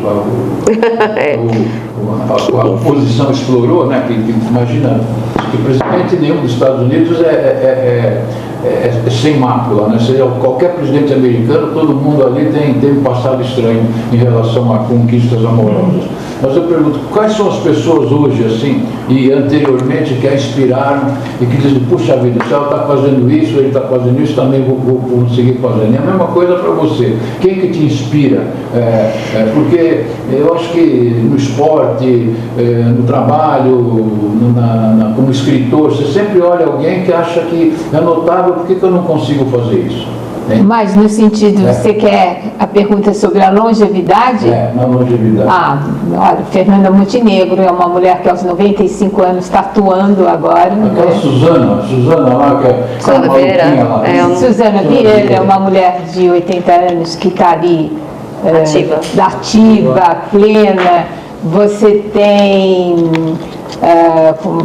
olha, o próprio Biden, nós temos várias figuras na área da política que são pessoas importantes no sentido de que levaram a longevidade muito bem, estão levando a longevidade. E no sentido de o que me inspira, eu vou ser franco, são as pessoas que eu conheço no meu dia a dia, que tem 90, 93 anos, e que eu olho e digo assim, olha, dá para chegar muito bem, dá para chegar muito lúcido, dá para chegar ainda com um físico, assim, se não perfeito, né, mas perfeito para os 90 e poucos anos. Eu acho que essas pessoas são as grandes inspiradoras, porque você vai ter no mundo midiático e no mundo político, no mundo do teatro, você vai ter mesmo pessoas que são importantes. Mas na vida, perto da gente, tem muitas pessoas que são inspiradoras e que vivem muito bem a sua longevidade a partir dos 90 anos. Meus pais os dois têm 90 anos. Olha que beleza. E tenho até a felicidade de tê-los ainda. Olha que lindo. E, assim, é incrível como eles levam uma vida assim. Eu falo que eles ainda fazem sexo oral, porque assim, eles falam. Sexo oral, assim, eles se cruzam e falam, vai te catar, vai te você. Eles discutem nesse nível ainda, sabe? De bater boca como se fossem namorados. Eu começar a fazer sexo oral de novo, né? Porque você xingando, né? Mas assim, são muito ativos. É incrível como eu olho para os dois, apesar das limitações. O professor sabe, meu pai está para fazer uma artroplastia de joelho, porque ele também tem muita dificuldade de locomoção. Minha mãe já fez as duas artroplastias, mas assim, são muito ativos, parecem pessoas da minha idade. Eu converso da mesma forma que eu conversaria com uma pessoa da minha idade. Maravilhoso. Eu, assim, dos famosos, eu tenho um ídolo, assim, que é o Chico Buarque. Eu sou Meu filho chama Francisco por causa do Chico Buarque. E o Ney Mato Grosso, que, né, gente, parece um molequinho de 20 anos de idade dançando, coisa mais linda. Então, são os meus grandes ídolos da longevidade. O Chico escrevendo e cantando ainda com a mesma voz, que muitas pessoas criticavam. Foi ruim sempre, né? Não vou falar sobre isso. E um longevo que já morreu, que era o Chico Xavier, que eu acho assim, uma admiração grande do ser humano que ele foi, da bondade que ele pregou a vida inteira. E da minha vida, minha bisavó. Minha bisavó morreu com 103 anos, assim, que os médicos falavam, bom, um dia a bateria vai acabar. Nunca ficou doente e foi isso. Um belo dia, desligou. Teve o privilégio. Nunca teve nada. E assim, eu lembro que quando ela estava com 80 e pouco, assim, no aniversário de 90 anos, né, a mulher do meu primo morava perto, ela passou e falou, Alice, você lava meu tapete pra mim? Ela falou, vó, já vou, já quase 90 anos. Aí volta a avó com o tapete nas costas pra lá, porque minha avó tava sempre andando, fazia tudo a pé, morava sozinha, cuidava da casa dela, falava muito palavrão, acho que também isso ajuda. E italiana, né?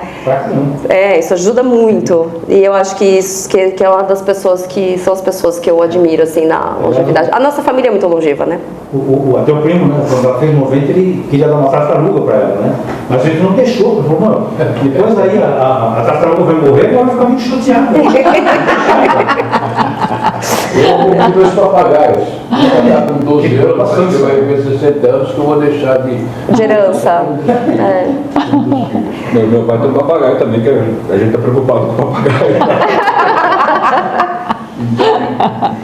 Bom, eu acho que o que vocês têm mais a perguntar para essas duas excelentes pessoas do ponto de vista social? Eu queria colocar um exemplo aqui, recente na minha vida, eu estou vivendo isso, né?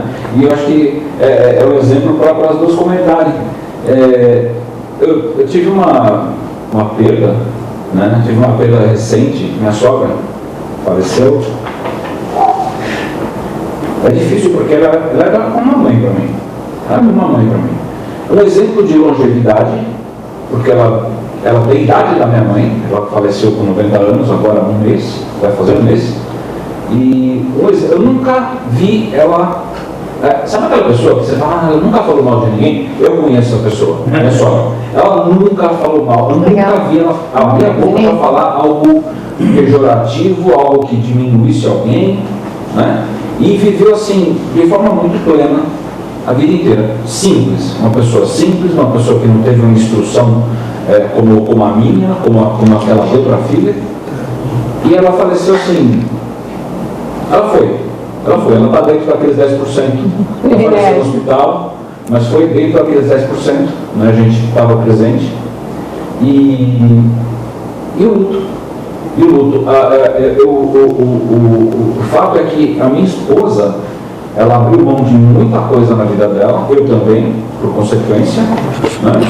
E que ela, lógico, o objeto da dor é o paciente, né?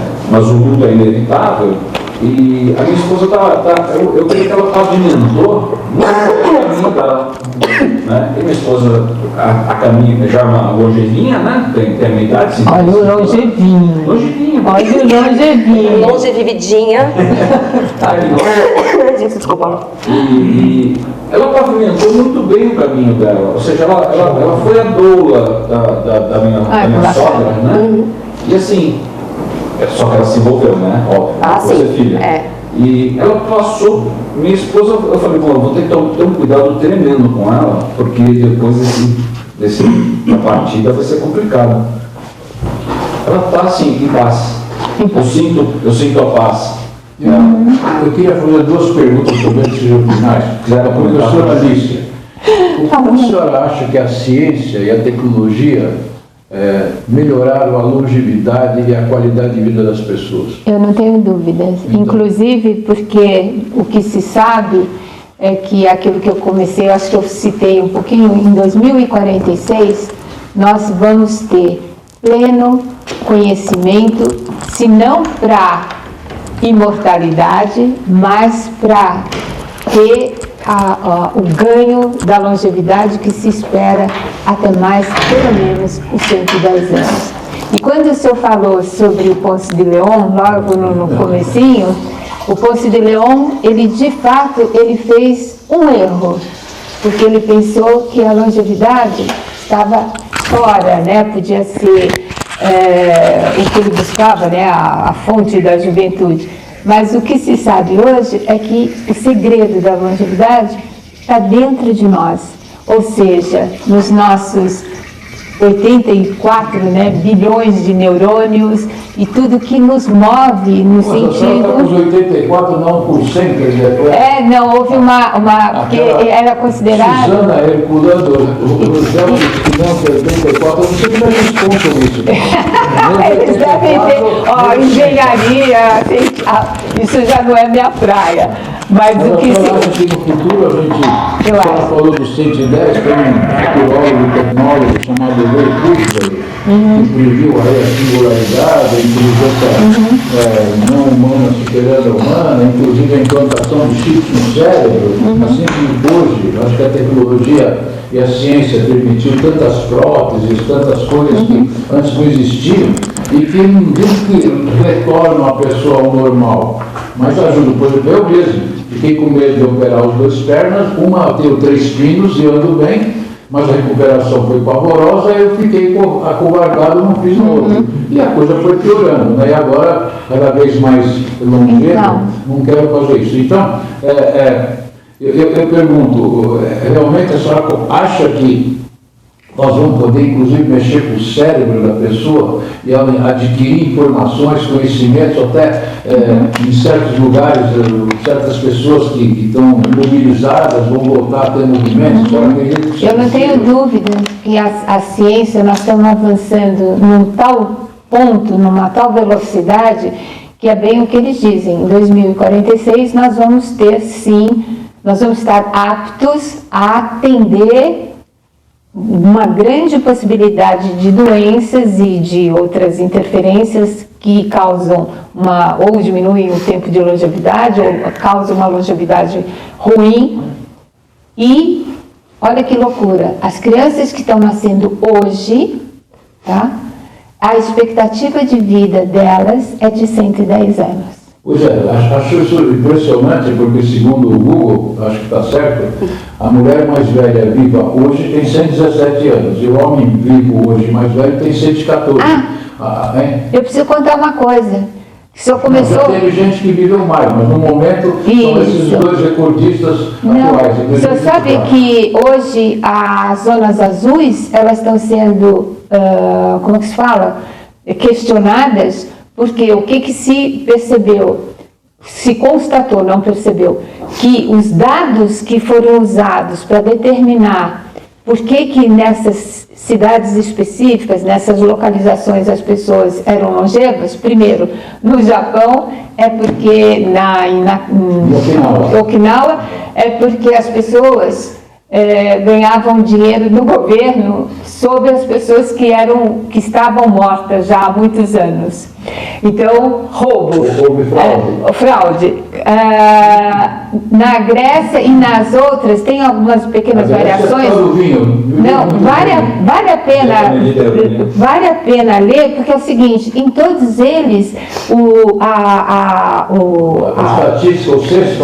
censo estava furado. Então, eles não têm domínio sobre as certidões de óbito e nem das de nascimento. Portanto, nada daquilo que foi dito e professado é científico, ou seja, aquilo era... É mais ou menos a história do capacete na guerra, né? Eles começaram a ter a noção de quantas pessoas morriam pelo número de capacetes abandonados ou capacetes que tinham tiro. É isso. Eles conseguiram. Agora, só respondendo a sua pergunta sobre luto, é o seguinte: o luto tem um tempo. A sua mulher, com certeza, está em luto, né? Ela talvez não traz isso da forma como você imaginava, mas o luto é um período de aceitação, ele é inegável, ele existe. Alguns passam melhor, outros passam pior. Você me parece que é uma pessoa que está tocada, bastante tocada sobre a morte da sua sogra, e Incrível, né? Não é incrível. Ela tem sido uma mulher muito especial e você é um homem que foi muito próximo dela, só tem ganho nisso. Mas isso é um processo que as pessoas dizem que dura um ano, mas certamente não é um ano, é como assim, não é um ano. Não, é. Pode durar 2, pode durar 3 e pode durar um pouco menos também. Mas a ideia é que ele existe e precisa ser aceito, porque a ideia de você medicar o luto, né, como muitos fazem, é uma grande estupidez, porque você priva a pessoa de sentir justamente todas a consequência daquele que foi. É que a gente estava falando das frustrações. Das rupturas, né? sim. Das rupturas. Das rupturas. E é engraçado como que o luto, a perda, ela se comporta, toda a perda é um luto. Seja a perda de um ente querido, quando a gente perde um emprego, quando a gente é mandado embora, a gente vive um luto. E é engraçado que como as etapas se repetem, né? A negação, raiva, até essa E aquilo de crise, é muito crise, né, que a gente É sabe. engraçado como o processo é o mesmo. Eu queria lhe perguntar o seguinte, nós temos hoje muitos países no mundo, cada um com as suas constituições, as suas regras. Então, em muitos, por exemplo, inclusive nos Estados Unidos, em alguns estados sim, em alguns estados não, a pena de morte é permitida, aplicada, apesar da sociedade reclamar. Em vários países do mundo, principalmente aqueles com as drogas lá, que na Tailândia e em outros lugares. Mas, ao mesmo tempo, as regras governamentais permitem a eutanásia. No Brasil, nós não temos nem a pena de morte e nem a eutanásia. O que você acha especificamente da eutanásia, por exemplo? Que eu lembro, o país que mais se notabilizou foi a Holanda. Eles são mais inteligentes, eles são menos humanos, tanto os que condenam, porque quando eu dava aula de estatística, uma das coisas que mais me preocupavam eram 2 tipos de erro que a sociedade comete até hoje: condenar um inocente e, vamos dizer, inocentar um culpado. Eu perguntava às vezes para os alunos, qual que é o erro pior? Eles titubeavam. Quer dizer, eu achava, eu acho que condenar um inocente é muito pior do que soltar um culpado. Não, soltar um culpado que é pior, né? Quer dizer, o pessoal ficava naquela dúvida. Agora, se a pena é de morte, aí fica mais fácil. Você matar um inocente, é o Deus nos acuda, né? Soltar um culpado ainda vai lá, né? Eu pergunto para você, por que nós... O que os países que chegaram à condição que a eutanásia é válida, sob o ponto de vista correto, e não alguma... A gente vê de vez em quando enfermeiros, médicos que aceleraram a morte e são punidos e presos nos governos onde isso não é permitido. Qual é a sua opinião? Tem alguns enfermeiros, até muitos casos de enfermeiros que aceleram a morte por prazer sádico, né? Por psicopatia mesmo. Mas eu acho que a pessoa escolher morrer porque ela está numa situação em que ela não tem mais cura. É muito parecido quando a pessoa está em um estágio paliativo, que não tem mais... a gente pode fazer intervenções, mas que só vai prolongar o seu sofrimento, a pessoa decide, eu não quero mais. Então agora eu vou morrer quando chegar a hora. A eutanásia, ela permite que a pessoa não precisa viver esse sofrimento. Do meu ponto de vista, eu acho que seria interessante sim ser legalizado com cuidados, né? Porque as pessoas podem estar numa depressão passageira e querer eutanásia, então você não pode banalizar, mas que tenha realmente laudos que provem a pessoa tem a pior dor do mundo, não tem tratamento, ela não quer mais viver assim, e ela quer interromper. Eu acho que são escolhas, e eu acho que a pessoa poderia ter direito a essa escolha porque a pessoa quando ela está assim, é um grande risco de ela cometer um suicídio. Só que ela não vai ter uma assistência para isso. Aqui no Brasil a gente vive um sistema médico tão ruim que as pessoas às vezes não têm nem condição de ter remédios caros para se cuidar. Não tem. Elas vão com a eutanásia compulsória, porque morrem porque nem conseguem o remédio. Exato. Mas sobre a pena de morte, eu já não sou muito a favor da pena de morte. Eu acho que, até aliás, muitos tiraram, depois voltaram e... Vai ter um caso de uma pena de morte de uma mulher aí que foi aprovada agora, né? Porque ela cometeu um crime muito bárbaro, que eu não lembro qual é. Eu não sou muito a favor. Enfim, mas eu acho que isso não é uma questão de lei, né? Não é uma questão minha, assim. A eutanásia eu sou a favor. Eu acho que tem casos assim que as pessoas merecem acabar com o seu sofrimento se necessário. Hoje eu vou para o seu ponto. Foi um comentário, eu li uma frase, né? Eu gosto de frases. que quando você mata uma pessoa, né, uma pena de morte, o número de assassinos no mundo não diminui. Não, claro que não, aumenta, né, dependendo. Eu acho, mas na minha questão aí, a questão da pena de morte bate em mim numa questão muito religiosa mesmo, porque eu sou espírita, então eu acho que a gente leva para aí um karma que não é necessário, mas a espiritualidade, o espiritismo, ele é um conceito muito pessoal, então bate nesse meu conceito. Nós vamos chegando na hora de fechamento, né? Nós vamos indicar um filme, não sei quantos aqui já assistiram, né? Do Luto à Luta. Alguém já assistiu isso? Não, esse não. É um documentário curto, tá? Do Luto à Luta.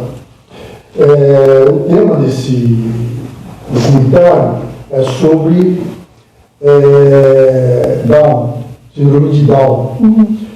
E hoje está comprovado que a síndrome de Down, as pessoas que tinham síndrome de Down morriam em torno de 18, 20 anos. Essa é a estimativa de vida. Sim. Hoje, passa de 55, eles casam, moram sozinhos, Trabalham. têm vida própria. Quem queria? Isso é uma questão simples de avanços de tecnologia. Lógico que a tecnologia, os avanços, os tratamentos de psicologia, etc., ajudam. Mas a diferença, e vale a pena assistir esse vídeo, é Eu queria só colocar assim 2 pontos, já que a gente vai fechar, sobre a imortalidade. Eu não acredito na imortalidade, mesmo com os avanços da medicina, não acredito, porque tem os avanços da medicina viviam-se 30 anos, né? Aí passou a viver 50, 70, agora está vivendo 110, enfim. Mas quando um corpo morre, às vezes o corpo não tem nada. Porque o que dá vida pra gente, aquela centelha da vida, isso não pode ser reproduzida. Se não os robôs criariam vida. Então eu não acredito na imortalidade. E tem uma música que eu gosto muito que chama Triste e Berrante, que ela fala: e assim sempre será, o novo vem, o velho tem que passar. Então chega uma hora que a gente tem que dar lugar.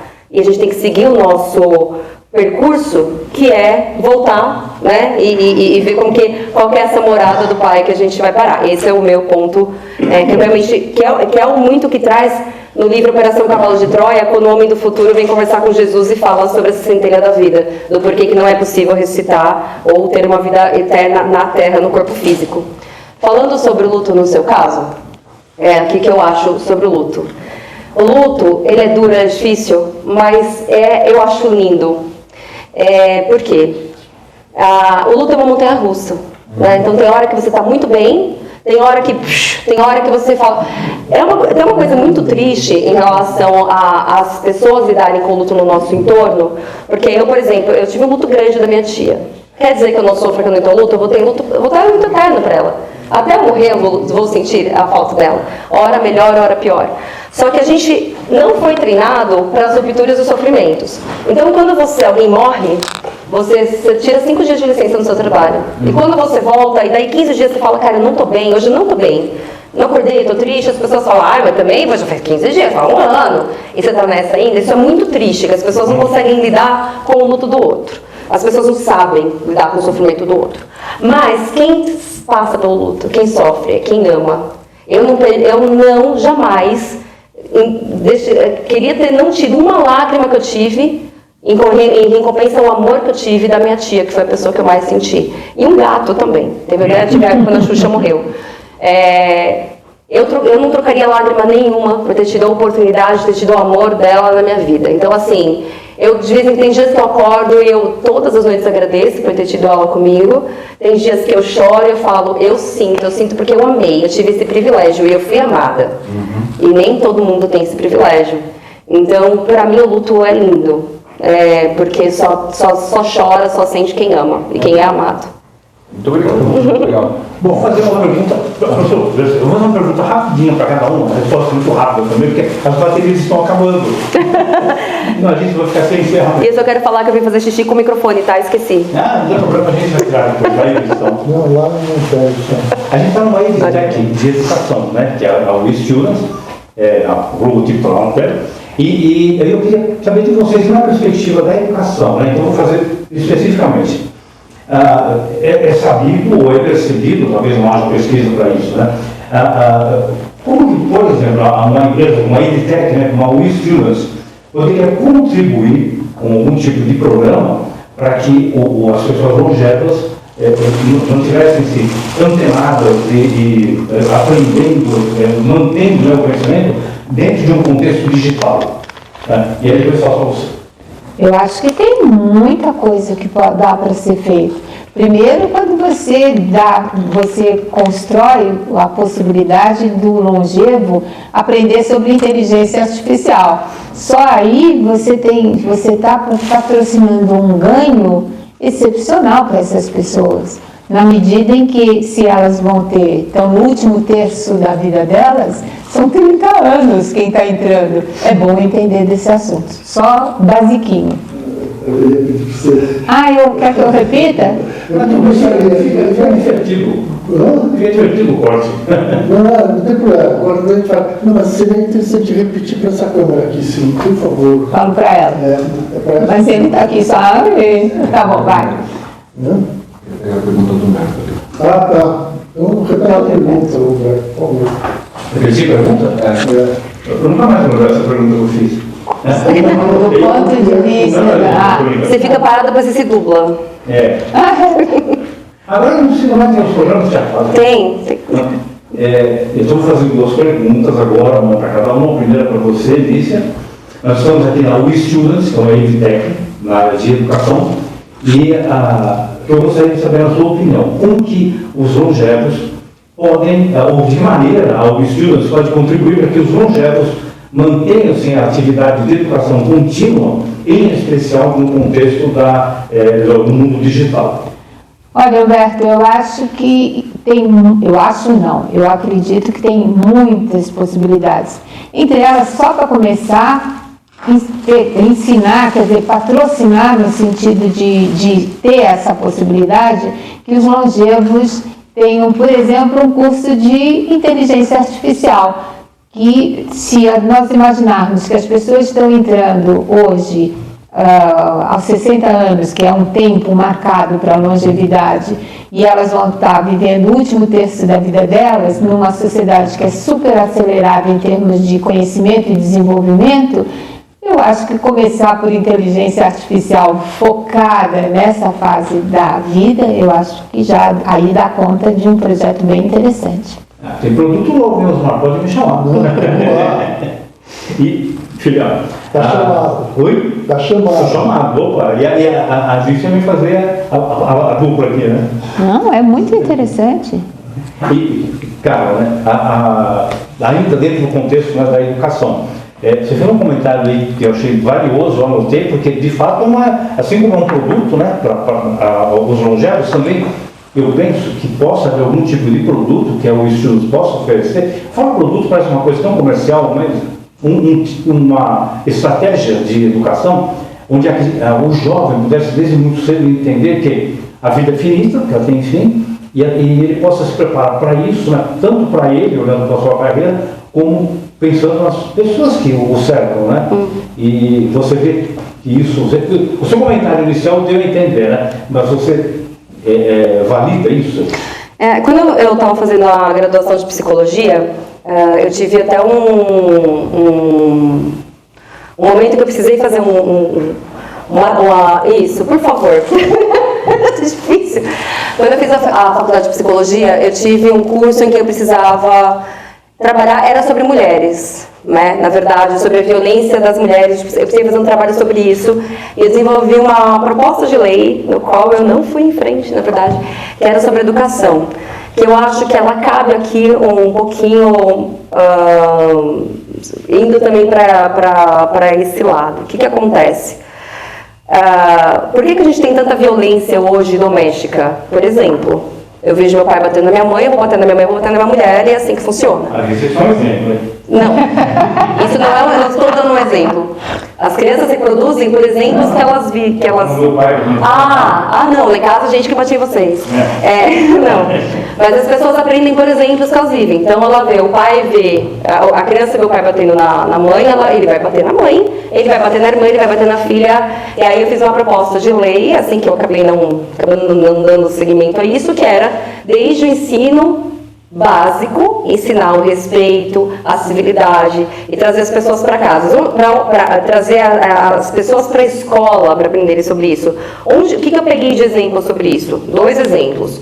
Um exemplo que chama SAS, esqueci o que significa a sigla, mas que algumas empresas, quando eu estava trabalhando dentro da Roche, eles iam para os estados levar saúde feminina e dar palestra sobre isso, e os homens falam, poxa, eu aprendi com vocês que eu preciso respeitar minha mulher. Esse foi um ponto. E outro ponto na questão da educação, que a educação começa de criança, quando Brasília, que foi o primeiro local do Brasil onde você não precisava de semáforo para atravessar a rua, você sinalizava e você passava. E eles ensinaram isso onde? Nas escolas. Eles ensinaram para as escolas, para as crianças ensinaram para os pais, e foi o lugar que mais funcionou. E as crianças trouxeram para dentro de casa. Eu pensei nisso, falei, olha, talvez se a gente ensinar às crianças o respeito, como tem que ser, e depois levar o pai para esse contexto, a gente consegue trazer para dentro de casa. Então, dito isso, acredito que você começar na primeira infância a contar assim, olha, você precisa, quais são as consequências da vida? Claro que eu não trabalho com crianças, de maneira profissional, então eu não sei exatamente qual o peso que você dá, igual a Waldorf, né? Qual o peso que você dá para cada fase da sua vida, mas ensinar desde pequenininho que as coisas têm consequências, que você precisa respeitar, que você precisa se respeitar, que você precisa ter uma alimentação adequada para ter uma qualidade de vida adequada, e é uma aula de civilidade. Eu acho que falta isso. Hoje em dia, eu acho que a gente consegue fazer o módulo desde do comecinho. Agora, respondendo a pergunta que você fez para a Alicia também, que é um pouquinho, jogos mentais, assim, é comprovado que pessoas bem vividas, não idosos, jamais. Pessoas bem vividas, tô brincando. E não longevinhas. Que jogam videogame tem maior saúde mental mesmo, né? Tem uma progressão menor do cérebro, porque você precisa de armazenamento cognitivo para que você mantenha o seu cérebro bastante ativo. E a questão de você criar boas memórias, né? Porque a gente esquece, né? Tudo que a gente falou aqui a gente esquece. O que a gente não esquece nunca? Medo. Situações de medo, porque o seu cérebro precisa daquilo para se preservar. E o que você costuma manter? Os momentos bons que você estava com pessoas legais, agradáveis. Então, você criar essas boas memórias ao longo da sua vida para que você esteja bem lá no final. Eu acho que a escola pode ajudar nessas boas memórias, ajudar a respeitar o coleguinha, ser mais ativa nas questões de bullying hoje em dia, porque o que está tendo de bullying e suicídio em escola também não é brincadeira, e as escolas estão se colocando meio de fora em relação a isso. Então, eu acredito que essa questão do comportamento humano precisa ser uma matéria desde pequenininho na escola. E é isso. Temos 2 produtos, né, Márcia? Fazer merchandising, né? Tem a ginástica do cérebro, né? Eu pensei na ginástica do cérebro quando eu comecei a falar. Bom, vou pedir para o professor fazer o encerramento, porque as baterias estão acabando. Finalizando, a gente quer agradecer primeiro a professora Alicia Egger, e aliás recomendar que as pessoas comprem o livro dela, esse livro aqui, que tem um TikTok, tem 143 páginas, mas de muito ensinamento, de muitas historinhas, inclusive peculiares, sobre vários temas, né?